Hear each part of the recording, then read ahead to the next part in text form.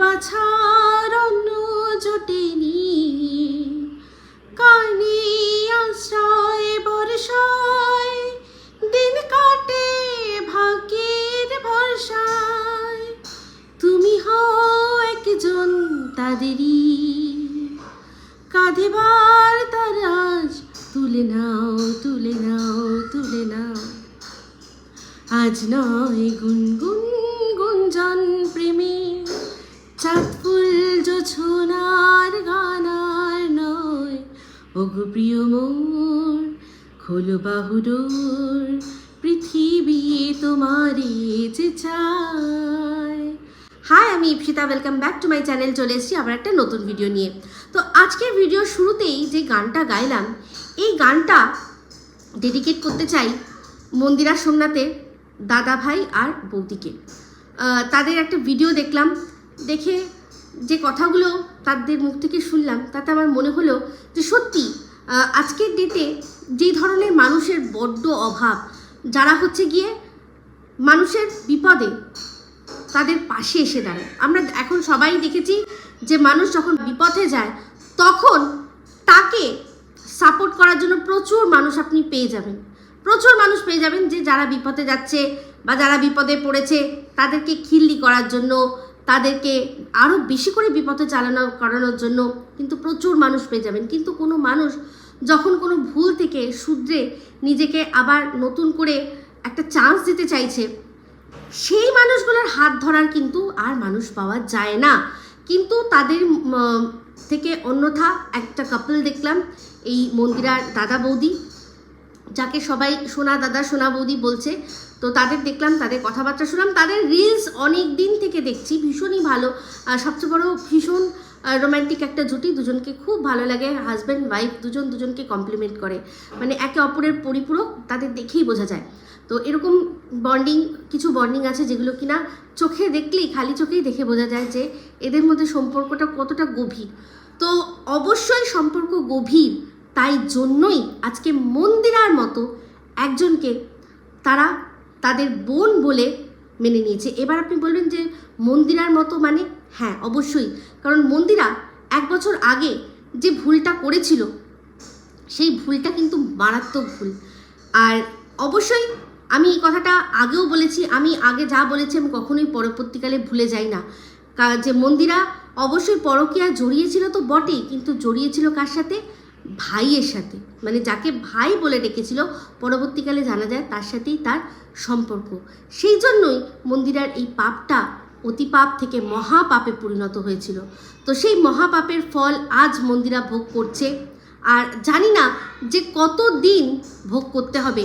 সেইটার আর্জি জানিয়ে একটা মন্দিরা ভিডিও বানিয়েছে আর বলেছে যে বলো আর কি করলে তোমরা আমাকে ক্ষমা করবে। আজ মন্দিরা বলছে, আমি কিন্তু অনেক দিন আগেই মন্দিরার হয়ে বলেছিলাম যে আপনারা কি চান, এই মেয়েটির কাছে আপনারা কি চান, মানে ও যে ভুলটা করেছিল ওই ভুলটাই ওকে সারা জীবন বয়ে নিয়ে যেতে হবে, মানে সেখান থেকে কি ওর আর ফেরার কোনো রাস্তা নেই? ও তো ফিরে গেছে। সবচেয়ে ও যার সাথে অন্যায় করেছিল সেটা হচ্ছে ওর হাজব্যান্ডের সাথে। সেই হাজব্যান্ড যখন ভুলে গেছে, সেই হাজব্যান্ড যখন মেনে নিয়েছে, তাহলে আমরা আর কে? দর্শক।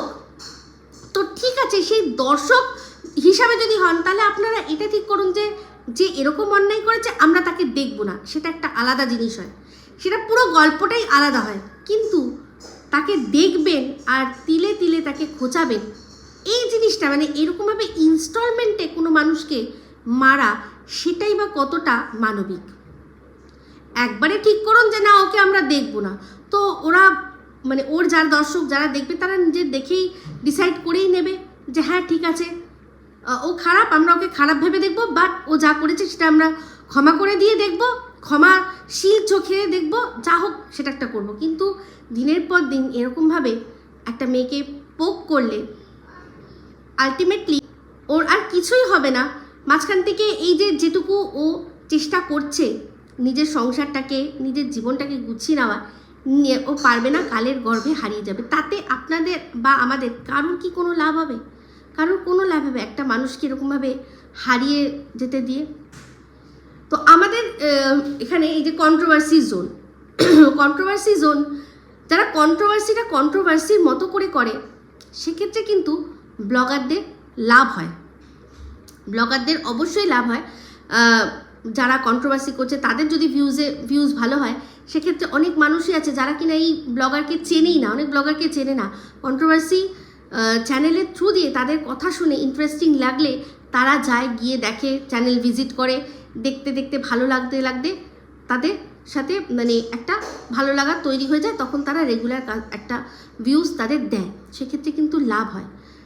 কিন্তু কিছু মানুষ আছে যারা কিনা কন্ট্রোভার্সির নামে এমনভাবে পার্সোনাল অ্যাটাক করছে, আর যে ক্ষেত্রে মানে সেটার জন্য এই ব্লগারদের মানে এমনভাবে ইমেজ ডাউন হচ্ছে, যেটা কিনা আর পরবর্তীকালে কোনোভাবেই আর উঠতে পারছে না। এরকম প্রচুর ব্লগার আছে বা প্রচুর ছোটোখাটো চ্যানেল আছে, এই চ্যানেলগুলো কিন্তু অনেক কন্ট্রোভার্সি ফলে তারা জাস্ট হারিয়ে গেছে, তারা আর নেই, তাদের অস্তিত্ব নেই। তাদের সম্পর্কে এমনভাবে বলা হয়েছে, এমনভাবে তাদেরকে আর কি রীতিমতো ডেলি বেসিসে অ্যাটাক করা হয়েছে, অনেকে সেই অ্যাটাক নিতে পেরে তারা চ্যানেল বন্ধ করে চলে গেছে। তো এরকমভাবে একটার পর একটা চ্যানেল খেয়ে নেওয়াটা কি কোনো রকমভাবে কোনো কন্ট্রোভার্সির পার্ট? আমাদের কাজ হবে কি, যে একজন ব্লগার সে কি ভুল করছে বা ঠিক করছে, তার ভিডিওর মধ্যে কিছু ভুল থাকলে ভুল বলবো, বা যদি সে প্রশংসনীয় কোনো কাজ করে তো তার প্রশংসা করব, এটাই তো হওয়া উচিত, তাই না? বা যদি সে মিথ্যাচারিতা করছে, দর্শকদের ঠকাচ্ছে, সেক্ষেত্রে আমরা সেটা তুলে ধরবো যে হ্যাঁ এটাও ঠকাচ্ছে। কিন্তু আজকের ডেটে মন্দিরার সাথে যেটা হচ্ছে, তাতে বলুন ও এমন কি কোনো কাজ করছে যেটাতে মনে হয় যে এটা দর্শককে ঠকানো হচ্ছে? এরকম কি কোনো কাজ হচ্ছে, বা দর্শকদের মিসলিড করা হচ্ছে? হ্যাঁ, মন্দিরার লাইফস্টাইলে এখনও প্রচুর অসঙ্গতি রয়েছে। আমি একজন নিরপেক্ষ ক্রিয়েটার, আর সেই অর্থেই সেইভাবেই বলবো যে হ্যাঁ, মন্দিরার লাইফে এখনও অনেক অসঙ্গতি রয়েছে। যেমন কিনা এই মন্দিরা সোমনাথকে কিন্তু একটা সময় আমি সাজেস্ট করেছিলাম যে তোমরা আবার এক হয়ে যাও, আর এরপর থেকে তোমরা নিজেদেরকে মানে হাজব্যান্ড ওয়াইফের থেকেও বেশি বন্ধু বা প্রেমিক প্রেমিকা মনে করে তোমাদের লাইফটা এগিয়ে নিয়ে যাও। কেন বলেছিলাম? তার কারণটা আছে। কারণ যে সময়টা ছেলেমেয়েরা পড়াশোনা করে, প্রেম করে, সেই সময়টা ওরা প্রেম করার সুযোগ পায়নি। ভালো করেই জানেন মন্দিরার জীবনটা একটা যেরকম বলে না খুলি কিতাব, মন্দিরা হচ্ছে একটা খুলি কিতাব, যার প্রত্যেকটা জীবনের পাতা আমরা একবার 10 বার মানে 100 বার করে পড়ে নিয়েছি। তার মধ্যে কেউ থুতু ফেলেছি, কেউ থুতু ফেলেছে সেই অধ্যায়গুলোর মধ্যে, আর কেউ আবার জাস্ট পড়েছে, কেউ পড়তে পারেনি, বন্ধ করে রেখে দিয়েছে। বাট ও একটা খোলা বই, যেটা আমরা সবাই পড়েছি। তো সেক্ষেত্রে আমরা জানি ওর কোন পরিস্থিতিতে ও বিয়ে করেছিল। তো সে সময় ওর হাজব্যান্ডের সাথে প্রেম করতে পারেনি। এখন ওদের মেয়ে একটা মোটামুটি বড় হয়েছে। তো তাকে ওদের বাড়িতে ম্যান পাওয়ার আছে, মানে ওর শাশুড়ি মা আছেন, ওর শ্বশুরমশাই আছে, ওর ননদ আছে, আরও এরকম অনেকে আছে যাদের কিনা আমরা মানে ম্যান পাওয়ার হিসেবেই বলবো যে তারা রয়েছে মাথার ওপরে ছাদের মতো। তাদের কাছে বাচ্চাকে রেখে ওরা যদি একটু ঘোরা বেড়ানো করে, নিজেদের একটু সময় দিয়ে নিজেদের সম্পর্কটাকে আবার নতুন করে ঝালিয়ে নিয়ে শুরু করতে পারে, তাতে আমার বা আপনার কি যায় আসতে পারে? হ্যাঁ, আসছে কাদের? যারা কিনা একসময় মন্দিরা এই নোংরামি করেছিল, তাতে যারা সাপোর্ট করেছিল আর মন্দিরার কাছ থেকে কন্টেন্ট পেয়েছিল, তারা এখন কন্টেন্টের অভাবে ভুগবে। কারণ যদি মন্দিরা সুন্দর করে সংসার করে, তাহলে আর মন্দিরাকে নিয়ে কি বলবে? তো সেই জন্য তাদের প্রবলেম। তো সেরকম দেখেছেন মন্দিরার এখন নতুন নাম হয়ে গেছে, নামকরণ হয়ে গেছে সতী। মন্দিরাকে সতী বলা হচ্ছে, যে এখন ও সতী হয়ে গেছে। আর সতী ওয়ার্ডটা ব্যবহার করা হচ্ছে অ্যাজ আ গালি ব্যবহার করা হচ্ছে, যে যেরকম আমরা গালি হিসাবে দিই সেরকমভাবে সতী ওয়ার্ডটাকে ব্যবহার করা হচ্ছে, যেটা কিনা প্রত্যেকটা নারীর কাছে লজ্জাজনক হওয়া উচিত। তো যাই হোক, আজকে মন্দিরাকে বলবো, মন্দিরা একটুখানি কিছু কথা বলি। মন্দিরার যে ভিডিওটা দেখছিলাম প্রচণ্ড কাঁদছিল, কাঁদতে যে ভিডিওটাও করে বলছিল যে হ্যাঁ তোমরা তো সবসময়, আমি যার বাড়িতেই যাচ্ছি তার বাড়িতেই যে পুরুষ সদস্যটি আছে তার সাথেই তোমরা আমাকে রীতিমতো শুইয়ে দিচ্ছ। মানে এই ওয়ার্ডটা ইউজ করেনি, কিন্তু মিন সেটাই করতে চাইছিল, তো আমাকে তো শুইয়ে দিচ্ছ।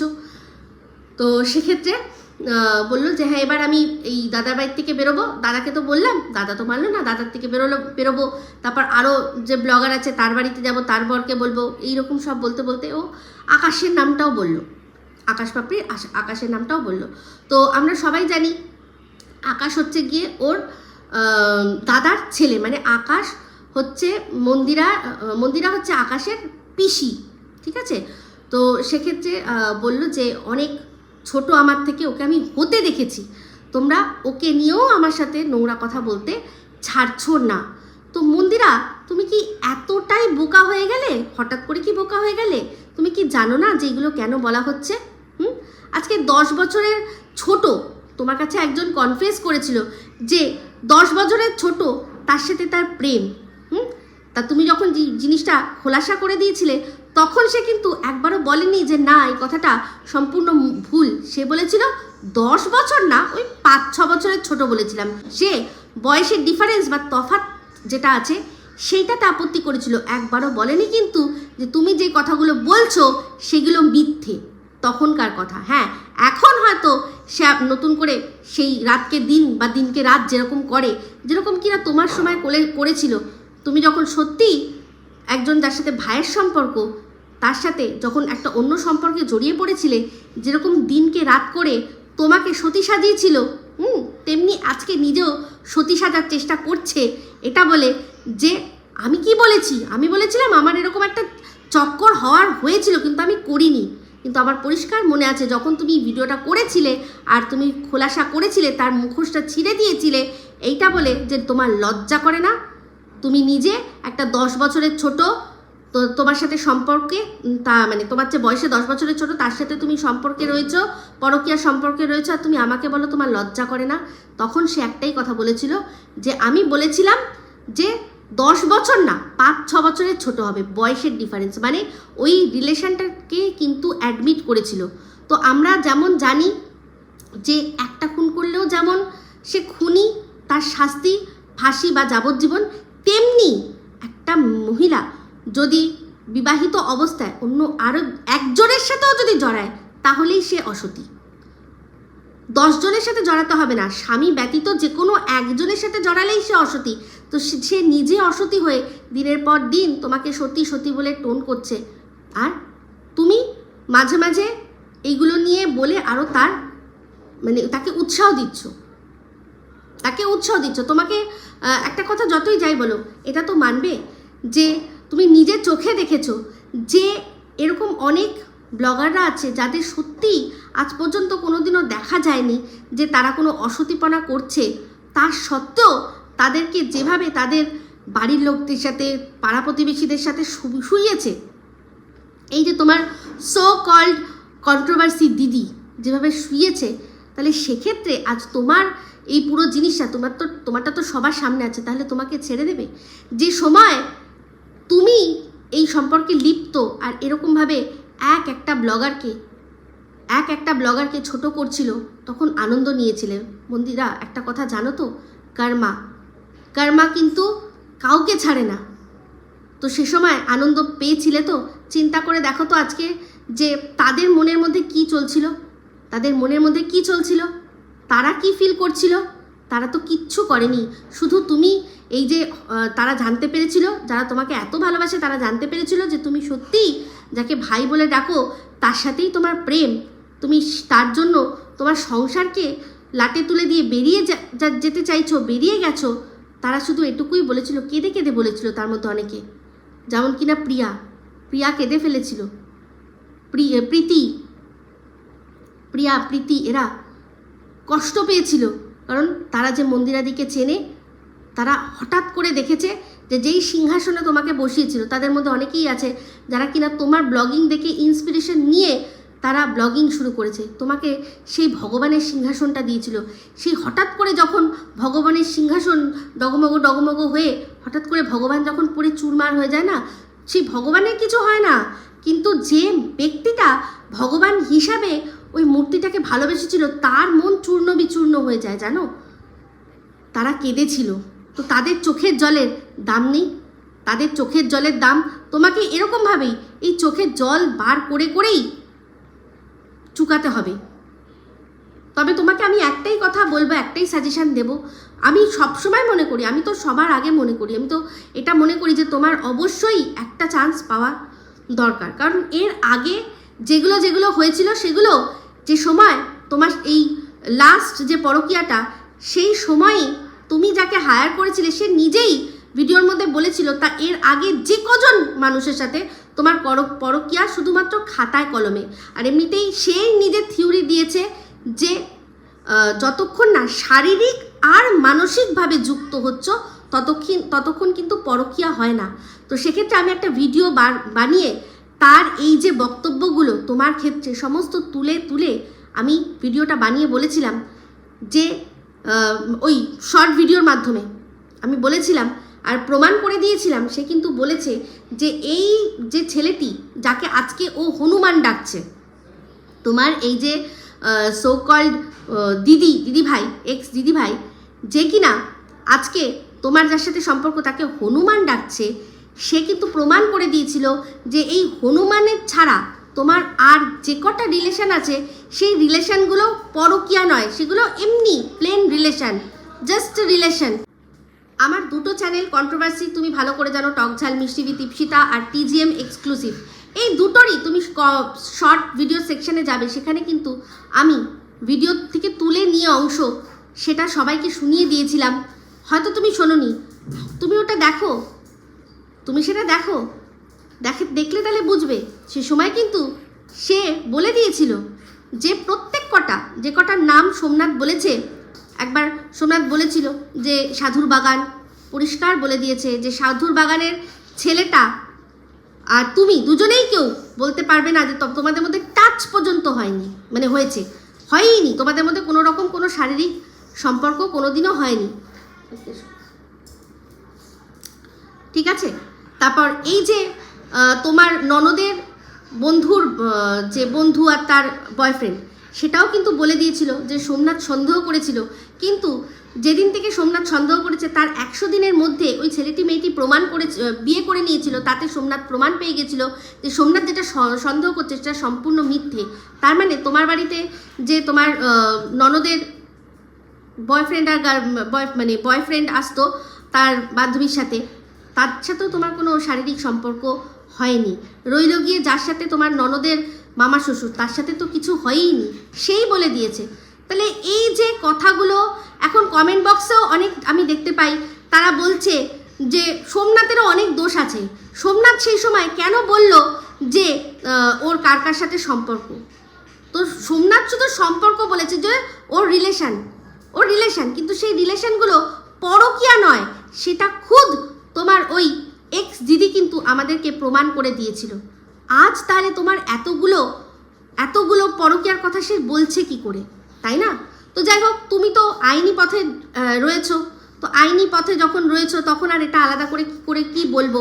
বাট এটাও সত্যি কথা যে যে লাস্ট যে সম্পর্কটা, তো তার মানে ওটাই শেষ, একটাই সম্পর্ক, ওটাই মানে ওটাকেই পরকীয়া, ফার্স্ট অ্যান্ড লাস্ট তোমার। তো একটা চান্স তো সবাই পেতে পারে, আমি দর্শকদের বলছি। এর আগে যে কটা সম্পর্ক ছিল সেগুলো কোনো পরকীয়া ছিল না। আপনারা যার কাছ থেকে শুনে মন্দিরাকে সতী বলছেন, সে নিজে সমস্তটা ক্লিয়ার করেছিল। যান আমার গিয়ে শর্ট ভিডিও সেকশানে দেখে দেবেন, সেখানে রয়েছে। তাহলে এইটা এবার কি বলবো বলুন তো?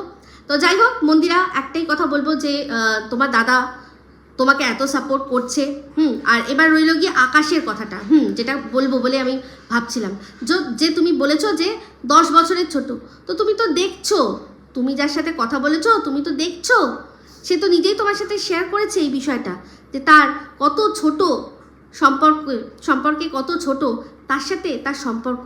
তাহলে হতেই পারে সেই জন্যই এই কমেন্ট বক্সে বা ভিডিওর মাধ্যমে এই যে তোমার সাথে জুড়ছে না আকাশকে, এই জন্যই, কারণ তারা সেরকম সম্পর্ক রাখে, তারা সেরকম মেন্টালিটি রাখে। সুগার মামি ব্যাপারটা বোঝো তো, তোমাকে তো নিজেই সে স্বীকার করেছে। তো সুগার মামি যখন যে নিজে হতে পারে, সে অন্যকেও এটাই ভাবতে পারে যে যাকে জন্মাতে দেখেছি তার সাথেই আমি নিজে যুক্ত হয়ে যেতে পারি। তাই এটাকে নিয়ে দুঃখ পেও না, এটাকে নিয়ে দুঃখ পেও না। তবে হ্যাঁ, আমি তোমাকে তখনও বলেছিলাম, এখনও বলছি তোমাকে, তখনও আমি বলেছিলাম যে মন্দিরা, সাপের সাথে না বন্ধুত্ব ভালো, না তার সাথে শত্রুতা ভালো। সাপের থেকে শুধু দূরে থাকতে হয়, শুধু দূরে থাকা যায়। কিন্তু তখন তুমি নিজের স্বার্থে সেই সাপকে দিয়ে একটার পর একটা মানুষকে ছোবল মারিয়েছো। তুমি তোমার নিজের বাবা, নিজের মা, তাদেরকেও ছাড়োনি। ননদ, তারপর হচ্ছে গিয়ে তোমার শাশুড়ি শ্বশুর সম্পর্কে সেরকম কিন্তু কিছু বলেনি, বাট সবাইকে কিন্তু তুমি তখন তোমার পথে যে যে এসছে তাকে তুমি সেই সাপের ছোবল খাইয়েছো। তো সাপের ছোবল খাইয়ে খাইয়ে সে তাকে এত তুমি হৃষ্টপুষ্ট তুমি করে দিয়েছো। ওই সাপকে যে ছোবল মেরে মেরে এতটা, মানে সবাইকে ছোবল মেরে মেরে সে এতটা অ্যাগ্রেসিভ হয়ে গেছে, আজ যখন কাউকে পাচ্ছে না তখন সেই সাপটা তোমাকেই ছোবল মারবে। আর এটাই স্বাভাবিক, এটাই স্বাভাবিক, কারণ তুমি তাকে কন্টেন্ট দিচ্ছ না। তাই জন্য যে বিষগুলো সে সময় তুমি অন্যের জন্য উগড়াতে বলেছিলে, দেখো সেইগুলো আজকে তোমাকেই কিন্তু সহ্য করতে হচ্ছে। আর সবচেয়ে বেশি যাকে কাজে লাগিয়েছিলে সেই সবচেয়ে বেশি আজকে তোমার ক্ষতি করছে।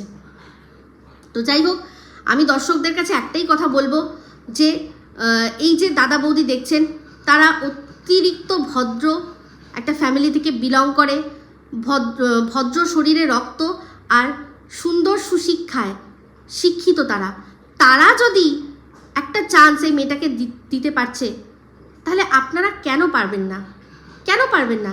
যখন ও নোংরামি করেছে, অন্যায় করেছে, তখন আপনারা সেক্ষেত্রে এসে সোমনাথকে যা তা বলেছেন যে সোমনাথ অকর্মণ্য, সোমনাথ অকম্মার ঢেকি, সোমনাথ ধর্মের সার, সেই জন্য বেশ করেছে ওর বউ যা করেছে।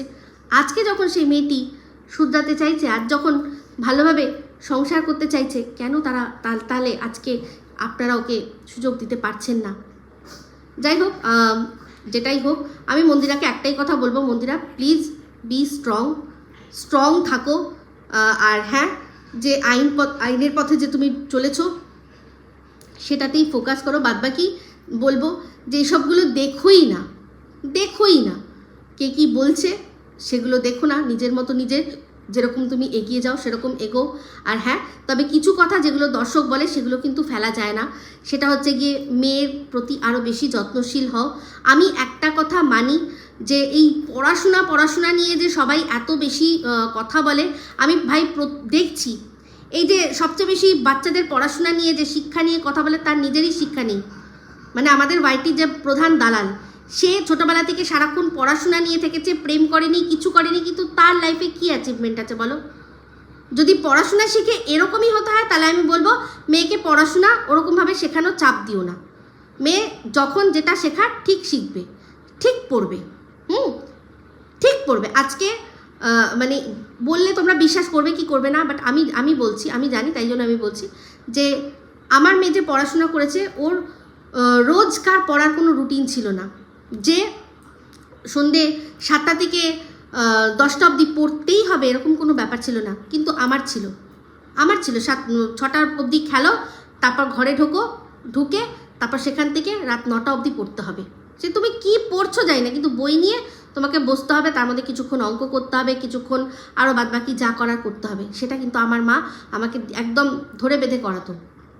কী লাভ হয়েছে? কিন্তু আমি আমার মেয়েকে কোনো দিনও বলিনি যে পড়তে বসতেই হবে। পড়ার গুরুত্বটা বুঝিয়ে দিয়েছি, সে নিজের থেকেই পড়েছে। তো সেই জন্য শিক্ষাকে যাতে ও বহন করে চলতে পারে, সেই রকমভাবে তৈরি করো। হ্যাঁ, তবে লাইফস্টাইল যেটা সবাই বলছে, বাচ্চার ওই যে মোবাইলের সময়টা একটু কমিয়ে দাও, তোমার বাচ্চার ভালোর জন্যই বলছে, কারণ তোমার বাচ্চা ভালো হলে তোমারই থাকবে, আমাদের হয়তো দেখে গর্ব হবে, কিন্তু আখেরে কিন্তু তোমার বাচ্চার যদি মঙ্গল হয় তোমারই ভালো লাগবে। দেখো, তো যাই হোক, যেটা সব কথা যে দর্শকরা খারাপ বলে সেটা আমি কখনো বলবো না। অবশ্যই দর্শকরা কিছু কিছু কথা খুবই ভালো বলেন, কিন্তু যারা অযথা তোমাকে পোক করতেই আসে, তুমি জানো তারা পোক করবে। তো সেই জন্য ছেড়ে দাও, ওগুলো একদম ছেড়ে দাও, দিয়ে এগিয়ে চলো। তবে দাদা আর ওর মানে মন্দিরার দাদা বৌদি ভীষণ ভালো লাগলো। কোনো দিনও যদি এরপর দার্জিলিং যাই তো ইচ্ছা আছে আপনাদের সাথে দেখা করার। তো হ্যাঁ, তবে শুনলাম যে আপনারা নাকি দার্জিলিং থাকছেন না। মন্দিরা বলছিল প্যাকার্স আর মুভার্সের কথা, যে সব প্যাকিং করে নিয়ে চলে যাবেন। যাই হোক, যেটাই হোক, যদি কোনো এরপর যাই, যদি সুযোগ হয় বা আপনারা যদি কলকাতায় কখনো আসেন, তো অবশ্যই এরকম মানুষের সাথে আলাপ করতে খুব ইচ্ছা করবে। আপনাদের কথাবার্তায় আপনাদের শিক্ষার পরিচয় পাওয়া যায়, ভালো মনের পরিচয় পাওয়া যায়। তো এখানে প্রত্যেকে আপনাদের, আমি জানি ওখানে আমি কমেন্ট বক্স চেক করেছি, প্রত্যেকে বলছে মন্দিরা হইতে সাবধান, মন্দিরা হইতে সাবধান, মন্দিরা হইতে সাবধান। তো প্লিজ আমি একটাই কথা বলবো, আপনারা নতুন করে আমার কিছু বলার দরকার নেই, কিন্তু এগুলোই বলবো যে ইগনোর করুন, নিজেদের মতো নিজেরা চলুন।